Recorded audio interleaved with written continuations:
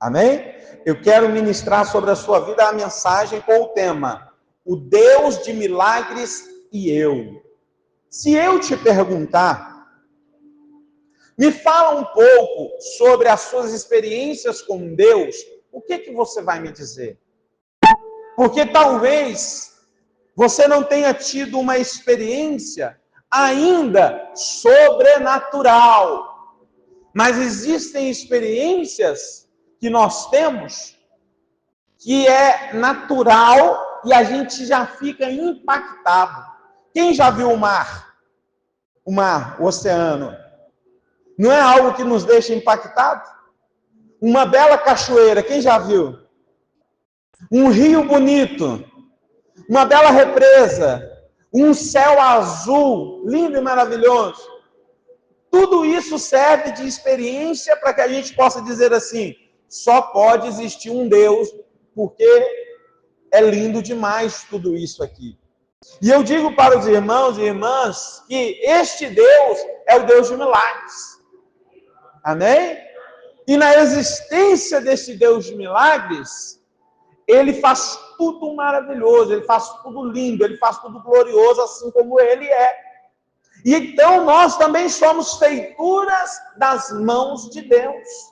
Nós somos obras da mão de Deus. Porque a experiência natural que nós temos com a natureza, que nos leva a imaginar, que nos leva a dizer só pode existir um Criador, este Deus fez tudo através da palavra. Mas quando chegou a vez da humanidade, ele fez com as próprias mãos. Amém, igreja? E Deus, a palavra do Senhor diz que Deus amou o mundo de tal maneira que entregou o seu único filho por amor de todos aqueles que nele crê, para que não pereçam, mas tenham a vida eterna. Que mundo é este que Deus amou? Eu já ensinei na igreja e faço com prazer te ensinar novamente. Quando você lê a referência sobre mundo na palavra de Deus, você precisa interpretar de acordo com a palavra, no contexto, que mundo é esse que está falando. Se é a terra, os rios, os mares, os animais, se é um mundo que fala da geopolítica, uma geografia política, ou se é um mundo que fala de um todo da humanidade. Então, João, capítulo de número 3, versículo de número 16, o Senhor está amando a humanidade. O Senhor está amando você. O Senhor está amando a mim. Por quê? Porque nós fazemos parte do projeto e do plano de Deus. Quando nós falamos de projeto, nós estamos falando de algo que Deus fez primeiro. Nós aqui só estamos imitando aquilo que é o exemplo de Deus. Amém? Se você ler Jeremias capítulo 29, versículo 11, você vai ver que Deus tem planos para a sua vida. Planos de paz e não de mal. Planos de riqueza e não de pobreza. Planos de vitória e não de derrota. Planos para dar para você o fim que você está esperando viver. O nosso Deus é um Deus de projeto.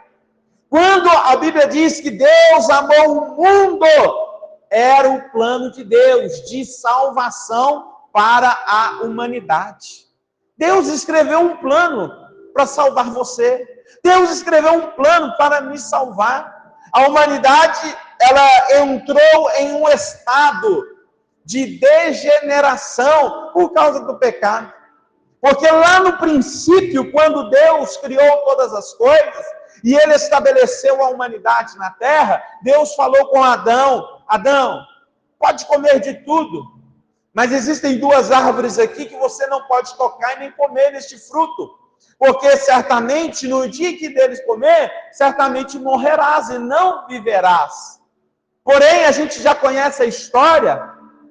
A Eva comeu, Adão comeu, mas eles não morreram imediatamente fisicamente. Mas a Bíblia diz que a morte entrou no mundo. A morte entrou no mundo, na humanidade. E então, primeiro, eles morrem uma morte espiritual, porque o pecado faz separação entre Deus e o homem. Cria-se um abismo, aonde Deus está de um lado e o homem está do outro, e o que separa esse abismo se chama pecado. E o que pode unir de novo o homem a Deus é a cruz de Cristo, que faz a ponte para que o homem possa de novo ter acesso ao seu Criador, a Deus. Esta salvação é um plano de Deus. Ele é conhecido como plano de salvação eterna para o homem. Deus criou assim. Estou falando para você possíveis respostas que, se alguém me perguntasse quem é Deus, eu iria dizer isso. Mas eu poderia dizer que Deus é o Deus que me salvou, que me tirou de uma vida que eu tinha ruim, de rebeldia contra os meus pais, uma vida mal, uma vida que tinha um caminho que dava um mau testemunho diante da sociedade. Deus me tirou de lá e me fez ser um homem segundo a sua vontade, o seu querer. Deus estabeleceu, através do plano de salvação, um novo caminho para que eu pudesse andar por ele. Porque assim como eu, e como muitos de vocês que estão aqui, e outros que ainda virão, e outros que já passaram, nós andávamos por caminhos que nós achávamos que eram caminhos de vida. Nós pensávamos, o caminho que eu estou é muito bom, porque eu tenho liberdade, eu tenho momentos de prazer, eu tenho um lazer ilimitado, eu posso ir, eu posso vir, eu não preciso prestar conta para ninguém, eu não dependo de dar resposta da minha vida para ninguém. Porém, a Bíblia diz no livro de Provérbios que esses caminhos que nós achamos que são vida, o final deles são caminhos de morte. Porque nos conduz aos poucos para cada vez mais longe de Deus. E quando o homem, a humanidade, o mundo está longe de Deus, ele está caminhando para a degeneração e a morte. Não precisa ser uma morte instantânea, mas ele vai morrendo aos poucos. Ele vai desmotivando aos poucos.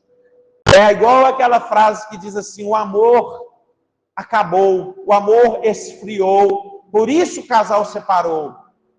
Mas o amor esfriou de uma vez? O amor acabou de uma vez? Não, foi morrendo aos poucos, foi esfriando aos poucos. Porque talvez entra numa rotina, em hábitos ruins, que ao invés de ajuntar, separa.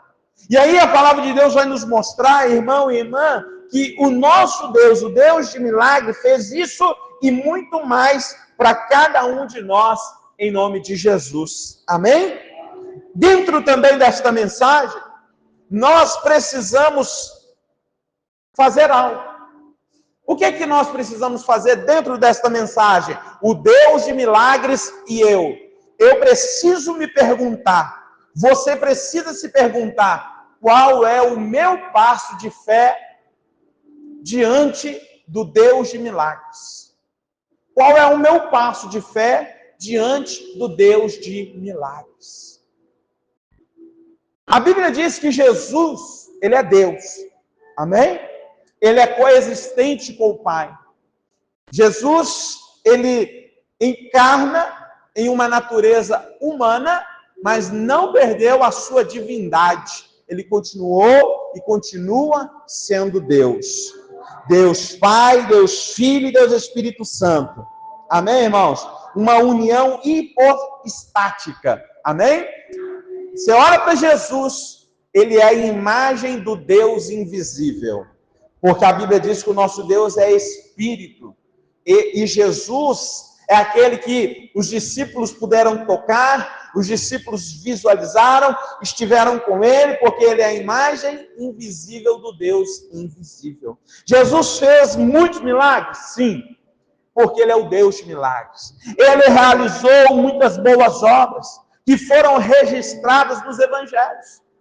Os evangelistas, Mateus, Marcos, Lucas, João, eles registraram o que nós temos hoje, chamamos de Novo Testamento, chamamos de livros sagrados, de escrituras, os feitos memoráveis de Jesus, as curas, como Jesus atuou até mesmo na força da natureza, quando ele mandou que o vento e o mar se quietasse e acalmasse, quando ele faz coisas poderosas que a física não explica, a química não explica, em transformar a água em vinho, em multiplicar pães e peixes. Coisas que a biologia não explica, fazer um cego de nascença voltar a enxergar, um coxo de nascença voltar a começar a andar, um morto ressuscitar. Aleluia! Jesus fez muitos milagres. Irmãos e irmãs, coisas tão poderosas que até hoje dão impacto na nossa vida. Mas qual é a resposta que nós podemos dar como passo de fé diante de tanto milagre que esse Deus faz na nossa vida? Qual é a nossa resposta para ele? É dizer, Senhor, eis-me aqui. É dizer, Senhor, eu te aceito. Senhor, eu te reconheço. Senhor, eu vejo, eu ouço e entendo que o Senhor é um Deus de milagres. Que o Senhor é um Deus maravilhoso. Aleluia. Amém, igreja? Então, o que Deus faz precisa ter uma resposta da nossa vida diante dele e diante destas obras. A palavra de Deus diz, irmão e irmã, que Jesus fez tantos milagres e ele espera, em contrarresposta, que a humanidade que recebe esses milagres vivam uma vida de quê? Arrependimento. A primeira coisa, irmão e irmã, que tem que surgir em nós é o arrependimento. Arrependimento de quê? Arrependimento, irmão e irmã, de viver uma vida longe do Senhor. De viver uma vida, às vezes, perto de Deus, mas não se posicionar perante Deus. De ter o testemunho de que Ele fez na sua vida e que você reconhece o que Ele fez. Aqui entra a gratidão.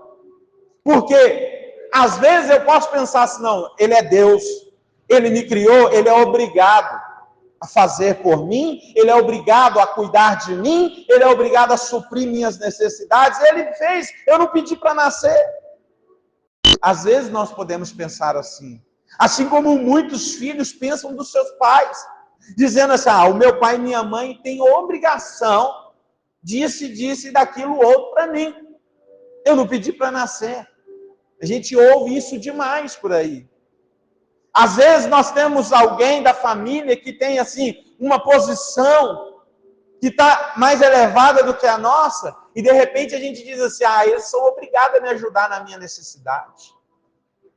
Porque às vezes a pessoa faz, e aí a resposta é, ele não fez mais do que a obrigação dele. Mas isso não é gratidão, isso é ingratidão. E quando o Deus de milagres opera na nossa vida, nós precisamos dar essa resposta de arrependimento, de entrega, de gratidão, de permitir Deus continuar trabalhando na nossa vida e não. Porque receber milagre é bom demais, sim ou não? Não ouvi, sim ou não? Sim. Receber milagre é bom demais. Domingo, a Luísa e a Daniela veio aqui e me contou algo, eu fiquei maravilhado. Fiquei maravilhado. Aí, Luísa, eu mandei mensagem para ela, ela me respondeu na mesma hora. Toda feliz. Toda feliz. É uma senhora que está frequentando a igreja aqui, ela passa por um momento de enfermidade, mas que lá atrás, no final de outubro, no início de novembro, eu estava pregando aqui e Deus liberou uma palavra do céu para nós, e eu profetizei a palavra na igreja, dizendo assim, que até o dia 31 de dezembro, Deus iria liberar uma grande conquista, uma grande vitória sobre a igreja. Amém? E isso não é para um só ou para dois só, é para todo mundo, mas para todo mundo que crê. Aí eu mandei uma mensagem para essa irmã, ela me respondeu, Luiz, e ainda falou assim: pastor, olha só, o senhor falou naquele dia que era até o dia 31 de dezembro, e eu recebi agora no início de dezembro. Por que, igreja? Porque o nosso Deus é Deus de milagres. Aí sabe o que ela falou? Pastor, eu vou passar pela cirurgia, e quando eu passar pela cirurgia, eu vou para a igreja e vou contar para todo mundo o que Deus fez na minha vida. Essa é a resposta que nós esperamos que todos nós possamos dar diante de Deus. Porque, irmão e irmã, Deus ele vai fazer de tudo para atrair a sua presença. Lembra quando as crianças não, amém? Mas você, meu irmão, minha irmã, e já tem idade de namorar, que noivou, que casou e viveu a sua vida de relacionamento, o que a gente não fazia para chamar a atenção da pessoa amada? O que a gente não fazia? A pastora, quando eu comecei a querer namorá-la, sabe o que eu fazia? Às vezes eu chegava mais cedo do meu serviço, ela não tinha chegado ainda, aí eu sabia que na casa dela não tinha portão. Aí tinha uma janela que sempre ficava com a grade, a janela fechada, mas tinha a grade, dava acesso, né? Eu ia lá mais cedo com um bilhetinho, jogava lá na janela dela e saía correndo. Quase todos os dias da semana eu fazia isso. Por quê? Queria chamar a atenção dela. Às vezes eu escrevia um bilhetinho até num guardanapo. E levava e jogava lá. Porque quando a gente quer chamar a atenção de alguém, a gente faz de tudo para que aquela pessoa olhe para nós. Amém? Para que aquela pessoa entenda as nossas intenções. E Deus, se Ele quiser te chamar a sua atenção, Ele vai abrir uma porta e você vai entender, isso só pode ter sido Deus. E se Deus quer chamar a tua atenção, Ele vai operar uma cura e você vai dizer, isso só pode ter sido Deus. Deus vai libertar alguém da tua família, vai salvar alguém da tua família e você vai dizer, isso só pode ter sido Deus. Deus vai fazer, meu irmão, minha irmã, para chamar a sua atenção. Porque o que Deus quer? Que a nossa atenção seja voltada para Ele. E que damos a Ele uma resposta, um passo de fé. Diga comigo assim, sem fé é impossível agradar a Deus. Amém? Muitas vezes nós vamos com fé, mas depois que nós recebemos, aí nós falamos, se eu já recebi, está tudo resolvido, agora eu vou embora. Deus não quer que você vá embora, Deus quer que você permaneça. Deus não quer que eu me vá, mas Deus quer que eu permaneça. Quando eu vim para Deus em 2002, eu vi Deus transformar a minha vida. Eu, assim, ó, nos meus olhos, eu vi de chegar na igreja, receber um abraço, receber um seja bem-vindo, receber a paz seja convosco. Na hora passou um filme diante dos meus olhos, que eu dizia, eu preciso ficar nesse lugar. E do dia 25 de agosto de 2002 até hoje, aleluia, eu estou na presença do Senhor. Não me desviei nem para a esquerda nem para a direita. Só não estou lá na mesma igreja porque eles me mandaram para Inhaúma. Acho que eles cansaram de mim lá, né? Vai lá para Inhaúma. Não, foi um projeto de Deus. Amém? Foi um propósito de Deus. Por isso eu e minha família estamos aqui. Mas nós estávamos aqui, eu e a pastora, deixar tudo lá. Nós deixamos casa lá e moramos de aluguel aqui. Olha que loucura, né? Deixamos a nossa casa lá e moramos de aluguel aqui. Por quê? Porque nós demos um passo de fé em resposta àquilo que Deus fez na nossa vida. Aleluia. Porém, irmãos, a Bíblia vai dizer em Mateus capítulo 11, a partir do versículo de número 20. Vou ler o texto aqui, para não entender que nós ficamos sem ler nenhum texto da palavra, tá bom? Então abra a sua Bíblia aí em Mateus, capítulo de número 11, versículo de número 20. Glória a Deus. Porque eu já estou pregando a palavra, você está recebendo aí, amém? Aleluia. Mateus 11, 20. Pode ficar sentado mesmo no seu lugar. Aleluia.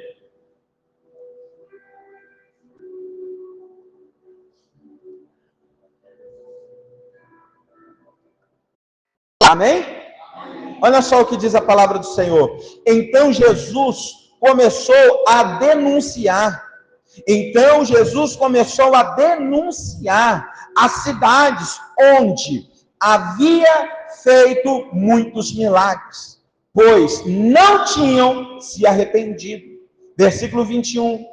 Que a aflição, a espera, Corazim e Betsaida, porque se nas cidades de Tiro e de Sidom tivesse feito os milagres que aqui realizei em vocês, há muito tempo os seus habitantes teriam se arrependido. E demonstrando isso, vestindo de panos de saco e jogando cinza sobre a sua cabeça. Diga graças a Deus. Palavra do Senhor. Então, o que o Senhor está esperando, então, da minha parte? Diga comigo assim: Deus é Deus de milagres. Aí fala assim: e eu? Eu sou quem dá a resposta aos milagres que Deus está fazendo, aquilo que Deus está operando. E o que Jesus espera? O texto é claro aqui, ó. Ele está dizendo que em Betsaida e Corazim viria sobre eles o quê? Grandes aflições, porque eles não se arrependeram diante dos grandes milagres que Jesus fez. Só de você estar aqui hoje, você já está entendendo que a sua vida, Deus deu a renovação hoje. Já é um grande milagre. Então o que Deus está esperando? O que Jesus está esperando da minha parte? Que eu me arrependa. Que eu me arrependa. Pastor, mas sou uma pessoa tão gente boa.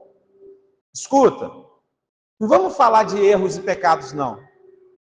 Pastor, eu sou muito gente boa. Do que eu vou me arrepender?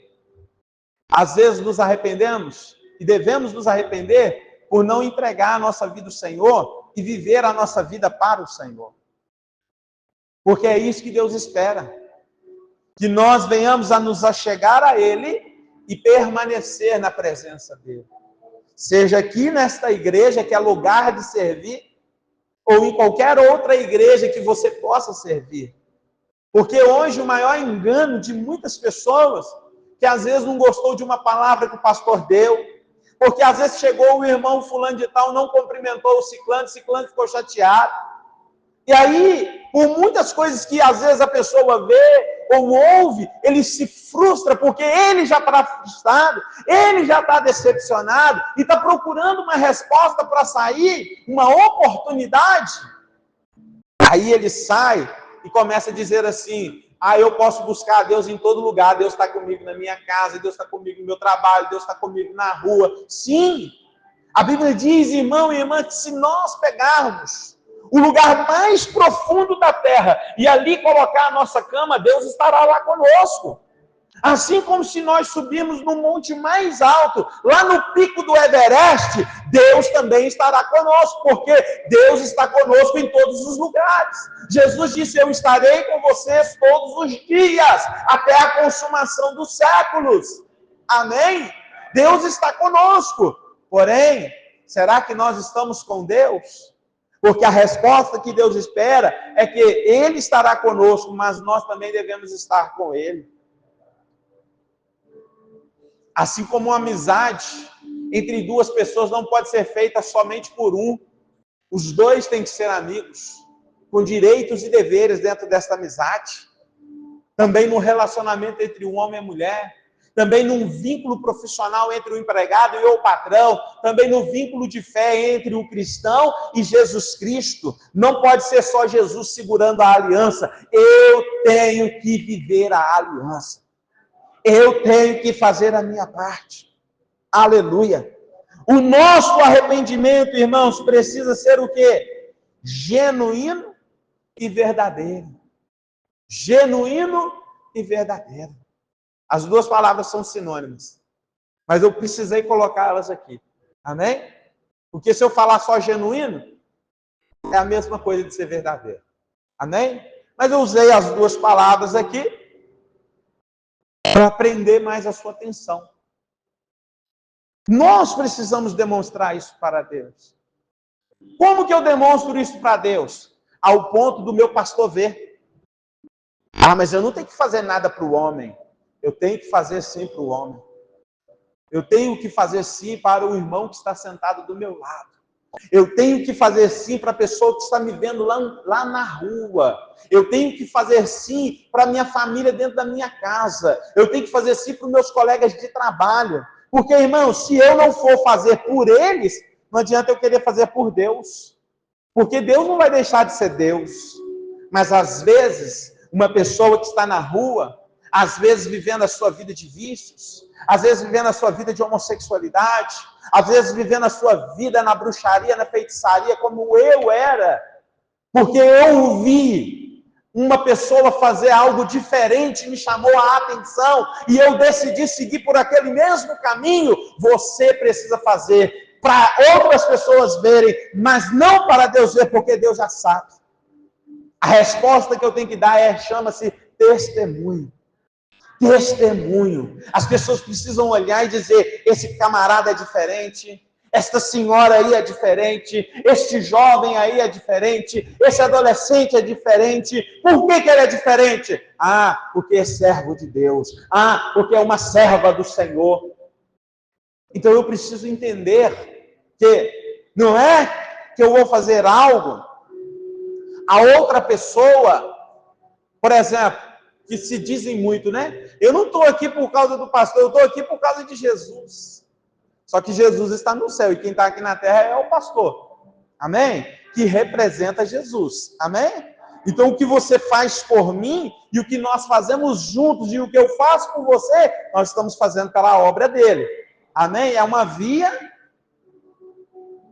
de mão dupla. Amém? Vai e volta. Vai e volta. O que eu faço por você, eu tenho certeza que você faz para mim, e tudo isso é para glorificar o nome do Senhor. É uma resposta que nós estamos dando. E só vive uma vida assim quem está praticando o arrependimento, que precisa ser genuíno, que precisa ser verdadeiro. Aleluia. Esperamos, irmãos, que pela bênção recebida possamos viver uma vida e que haja em nós este profundo arrependimento. Deus precisa do meu arrependimento para me abençoar? Vamos comparar a Bíblia, porque ela é dividida em dois tempos. Não foi Deus que dividiu em dois tempos, fomos nós, para que pudéssemos pegar todos os pergaminhos. Nós dividimos em capítulos e versículos, Antigo Testamento, Novo Testamento. Dividimos em leis, dividimos em livros históricos, livros proféticos, livros poéticos. Nós é que fizemos essa divisão. Amém, irmãos? Não foi Deus. Mas vamos pegar essa divisão de Antigo Testamento e Novo Testamento, que é algo mais fácil para todo mundo. Quando eu falo com você, você abre a sua Bíblia aí no Antigo Testamento, no livro tal, você já sabe. Que é da metade para trás da Bíblia. Amém? Escuta, no Antigo Testamento, o relacionamento do homem para com Deus era o quanto o homem podia dar, o quanto o homem podia oferecer ao Senhor. Porque era baseado na lei. Era baseado na lei. Mas no Novo Testamento, Deus abençoa primeiro, antes que eu possa dar a ele uma resposta. Deus é como se fosse um vendedor. Ele te dá a amostra grátis do produto que ele está vendendo para ganhar a sua atenção.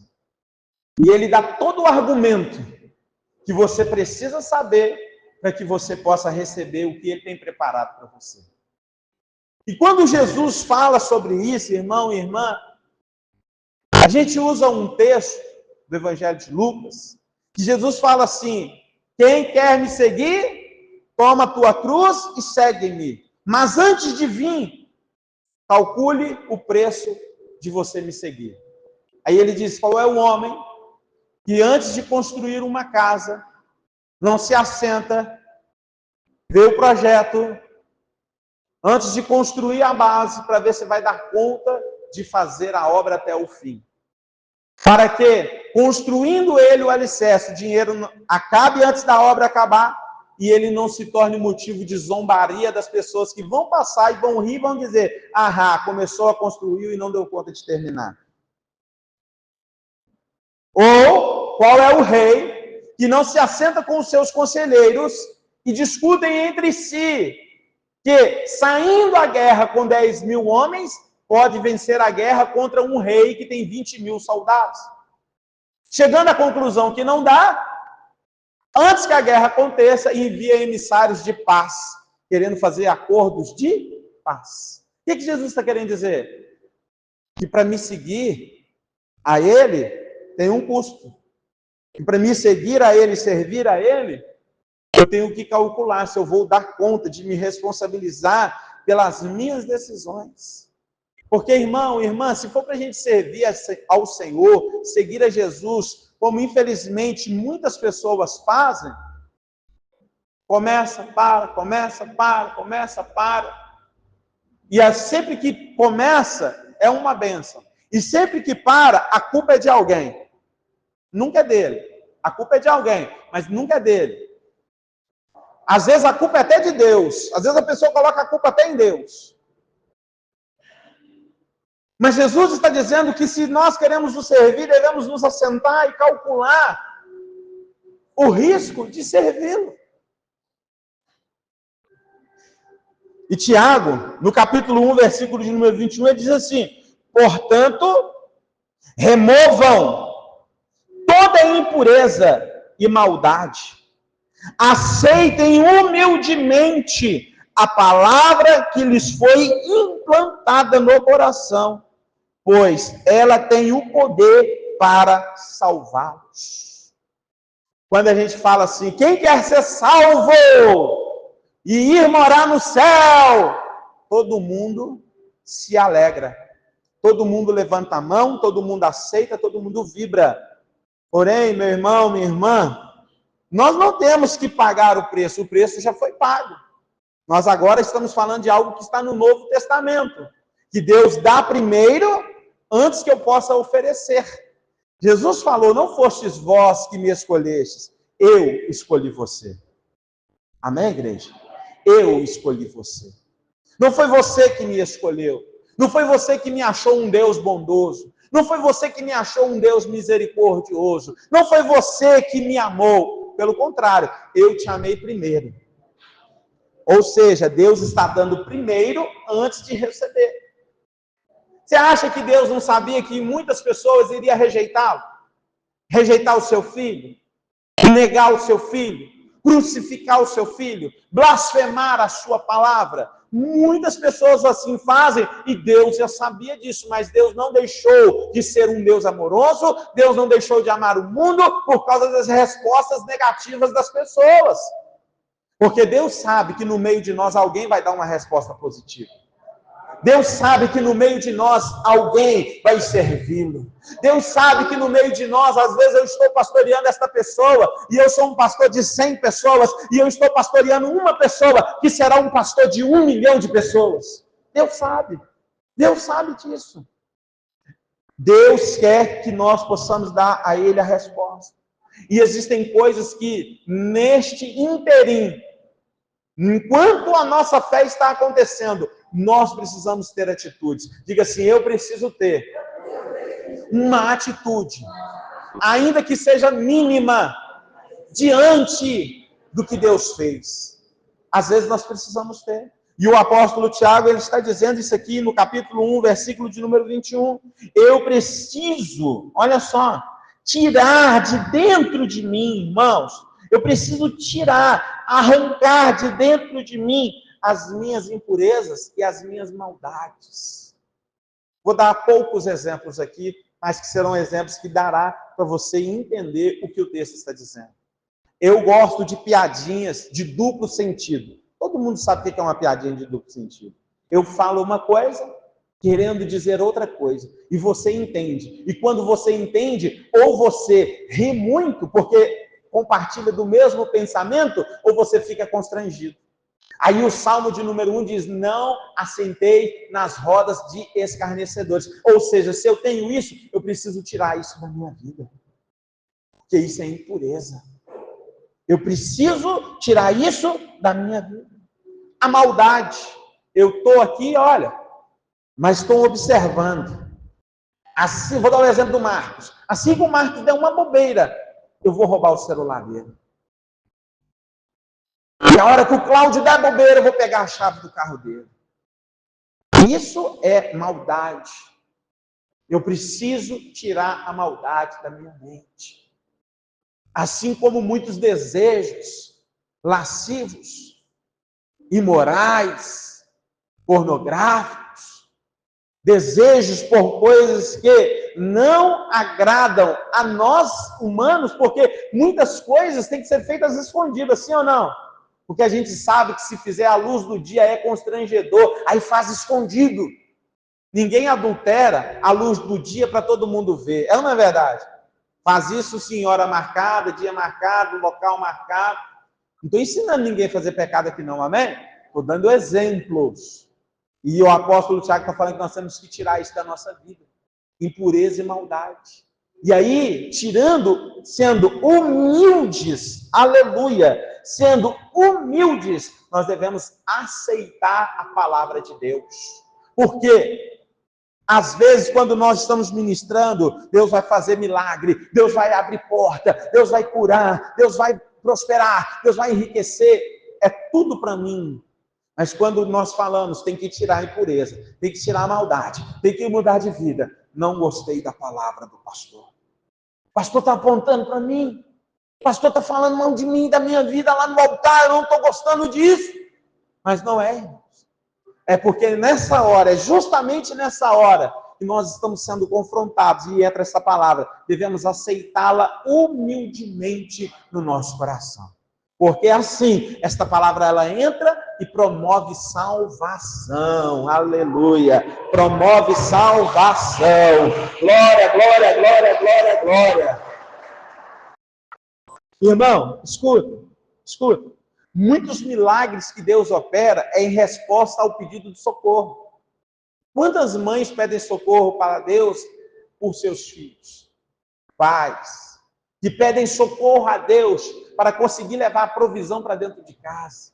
Quantas pessoas pedem a Deus socorro porque estão doentes? Quantas pessoas pedem a Deus socorro porque está numa situação de perigo? Então, o milagre que Deus faz é em resposta àquele pedido de socorro daquela pessoa naquela hora. Aí a Bíblia vai me mostrar alguns exemplos. E eu vou dar exemplo agora da Bíblia, não da nossa vida cotidiana, mas exemplos da Bíblia.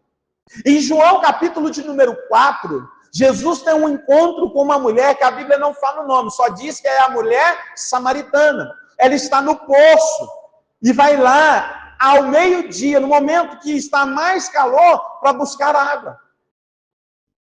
E quando essa mulher chega lá no poço, Jesus está lá. Mas aquela mulher, ela não é uma mulher comum, porque ela está carregando dentro dela emoções e dores, que aquilo está ferindo ela, destruindo a vida dela. Ela sente vergonha, ela se sente humilhada. Então ela vai no poço num horário que ninguém está lá, porque o sol está muito quente, e lá é um lugar que ela se sente, naquele momento, ela se sente em paz, porque ela está sozinha. Só que quando ela está chegando naquele dia, ela depara com alguém, e de longe ela vê, tem alguém lá. Tem alguém no meu lugar hoje. Hoje não vai ser um dia bom. Hoje não vai ser um dia de paz. Só que mal ela sabia que quem estava lá era Jesus Cristo. E ela disse, depois de um diálogo com Jesus, ela fala assim, mas quando o Messias vier, ele vai nos ensinar essas coisas. E Jesus disse assim, eu sou o Messias. Eu estou aqui para te ensinar essas coisas.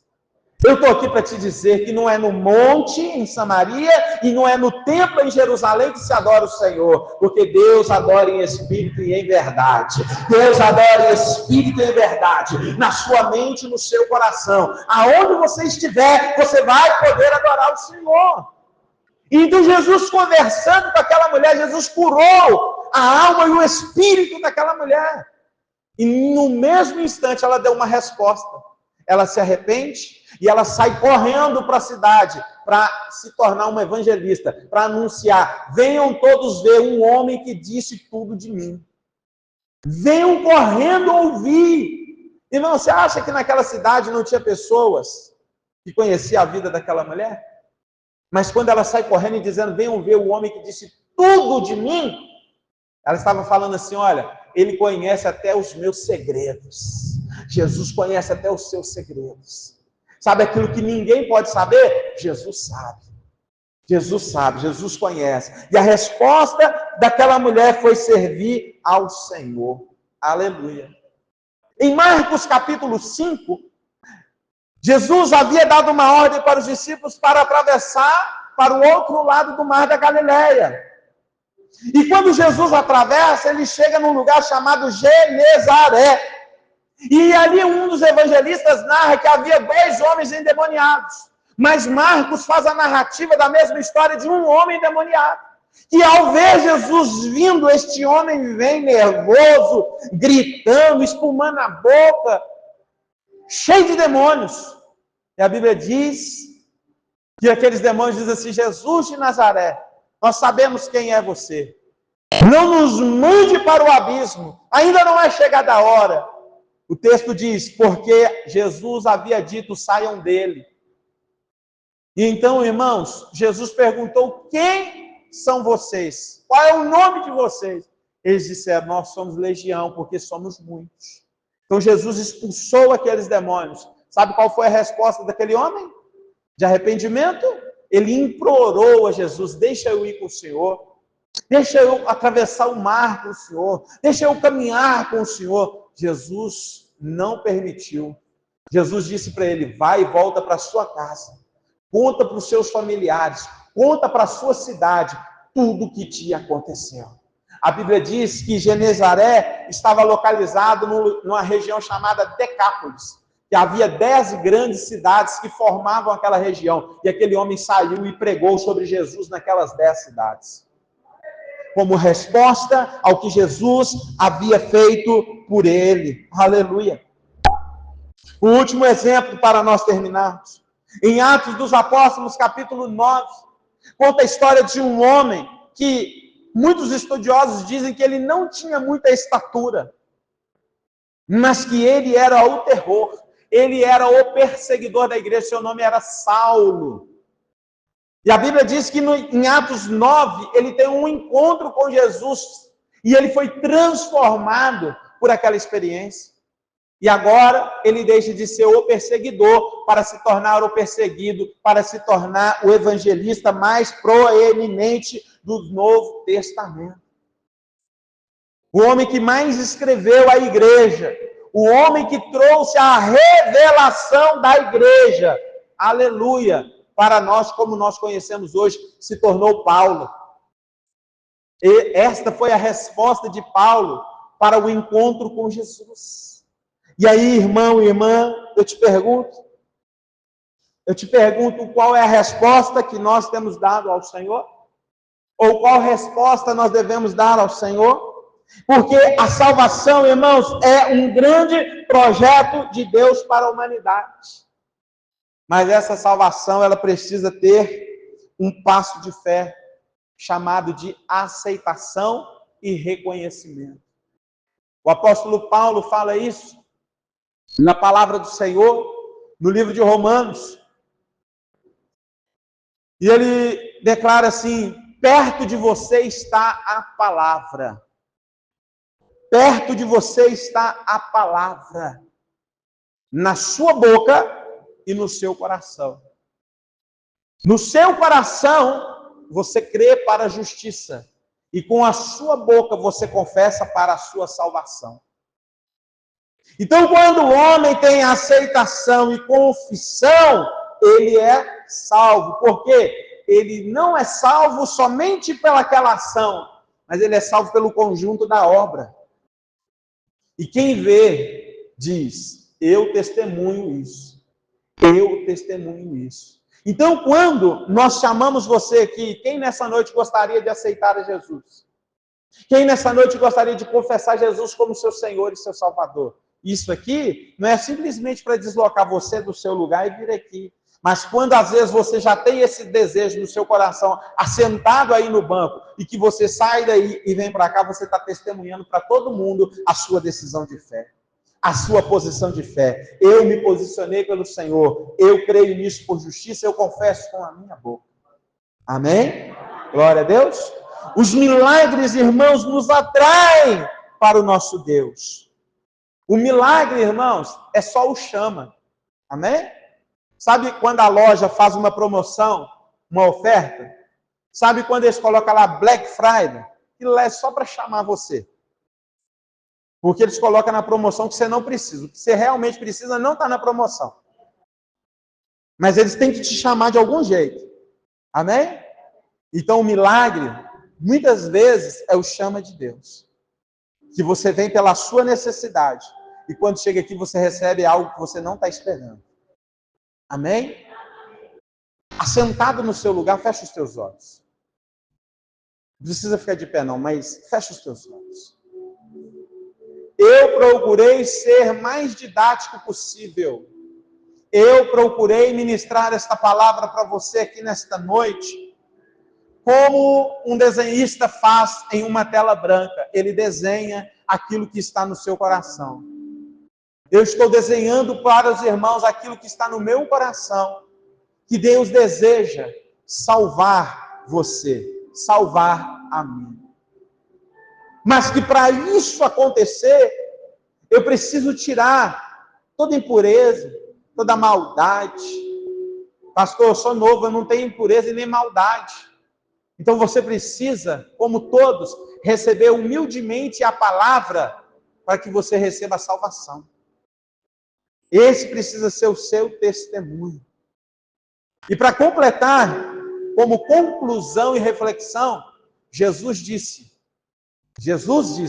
não foi o pastor que disse, não foi o meu mentor que disse, não foi os obreiros que disse, está escrito na Escritura Sagrada, aquele que crê e der o passo de fé para o batismo nas águas, será salvo.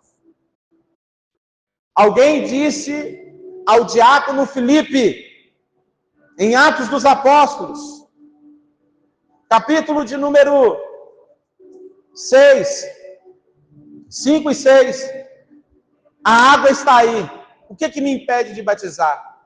Filipe disse, você crê no seu coração que Jesus Cristo é o Senhor, que Deus o ressuscitou dos mortos? Você crê? Ele disse, agora eu creio. A ele, então vamos, pois vamos te batizar. São passos de fé. Assim como você namora, noiva e casa para testemunhar para a sociedade que agora essa é a sua posição. Assim como a sua carteira de trabalho é assinada, porque marca a sua posição como profissional. Assim como o documento do carro que está no seu nome registra que o carro é seu e marca uma posição, porque carro existem muitos iguais. E tem carro até com placa clonada. Para a polícia não parar e te multar, e rebocar e te levar preso, você mostra o documento dizendo, esse carro é meu. Para ninguém falar que você não é você, você tem um CPF. Você tem uma identidade. Tem a sua foto. E para que você chegue no céu e não seja barrado, você tem que dar um passo de fé. Para que você chegue nos céus e não seja barrado, você precisa dar um passo de fé. Você precisa viver a sua vida para o Senhor. Jesus disse, qualquer que perder a sua vida por mim, achá-la-á. Achá-la-á. Espírito Santo de Deus, nesta noite, nós estamos refletindo na Tua palavra. Que esta noite seja uma noite de milagres e salvação.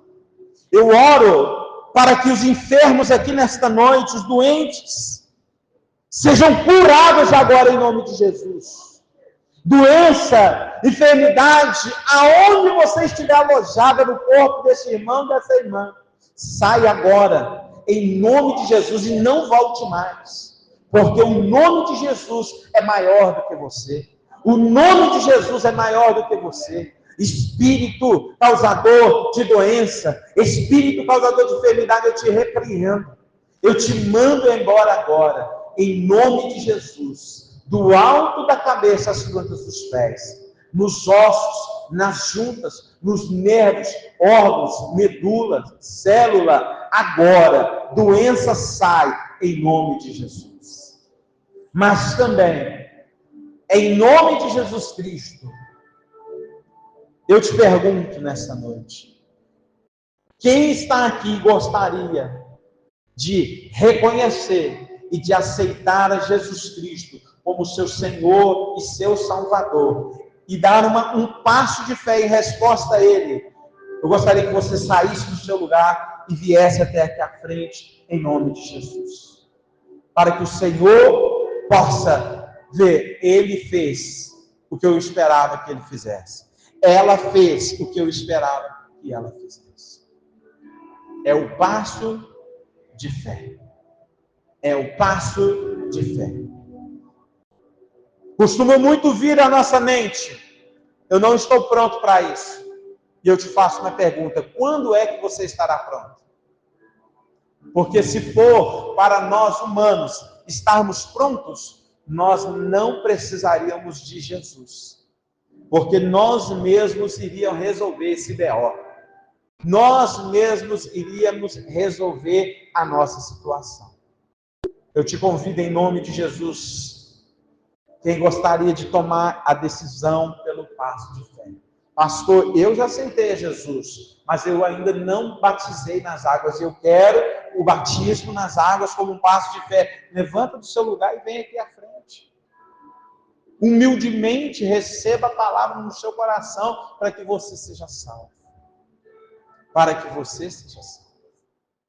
Em nome de Jesus. Em nome de Jesus. Fica de pé no seu lugar. Nós vamos agradecer a Deus por este culto desta noite. Talvez o inimigo vai dizer: ha, ha, ha, o pastor se decepcionou porque não foi ninguém lá na frente. Aí eu vou rir para o inimigo e vou dizer: ha, ha, ha, eu já estou aqui desde 2002. Eu já estou garantido lá. Não deixe o inimigo rir de você. Não deixe o inimigo zombar de você. Perto está o Senhor. Busque o Senhor enquanto se pode achar. Invoque o seu nome enquanto ele ainda está perto. E há de ser que todo aquele que invocar o nome do Senhor, clamar ao nome do Senhor, será salvo. Glória a Deus. Senhor, nosso Deus e nosso Pai, nós estamos em um culto de projeto de vida. E nós estamos falando, Senhor Deus, sobre a nossa vida espiritual, sobre a vida ministerial, sobre o plano de salvação que o Senhor preparou para nós. Portanto, meu Pai, este ato de confessar e reconhecer, de entregar a vida, de tomar uma decisão pelo Senhor, meu Deus, isso vai muito além do que os homens podem ver, ouvir e entender. É o melhor que o Senhor tem preparado para nós. Mas nada disso vai impedir do Senhor continuar fazendo milagres para chamar a atenção desta pessoa. Nada disso vai impedir que o Senhor vai continuar operando milagres para que essa pessoa venha, para que essa pessoa creia, para que essa pessoa acredite, para que o Senhor possa ainda assim convencer o coração dessa pessoa enquanto há tempo e oportunidade. Em nome de Jesus. Diga graças a Deus. Diga aleluia. Você sabia? Nós acabamos o culto, eu vou te despedir agora, amém? Eu podia induzir todo mundo a aceitar Jesus em uma leva, amém? Quando a gente compra varejo e o que mais tem? As opções atacado. Eu podia ofertar a salvação em atacado. Falava com você assim: levanta a sua mão. Aí todo mundo ia levantar a mão. Aí diga comigo assim: eu aceito, eu reconheço. Aí você ia repetir. Amém? Mas que sentido que tem isso, né, irmão Cláudio? Que sentido que tem isso? Amém, igreja? O importante é você tomar a decisão consciente. Amém? Levante as suas mãos. Que o amor de Deus o Pai, a graça de Jesus Cristo, a comunhão e a consolação do Espírito Santo esteja contigo, hoje e sempre, em nome de Jesus. Vá em paz, que Deus te abençoe, amém? Até domingo no culto da gratidão em nome de Jesus, amém? Faça a sua parte. Glória a Deus.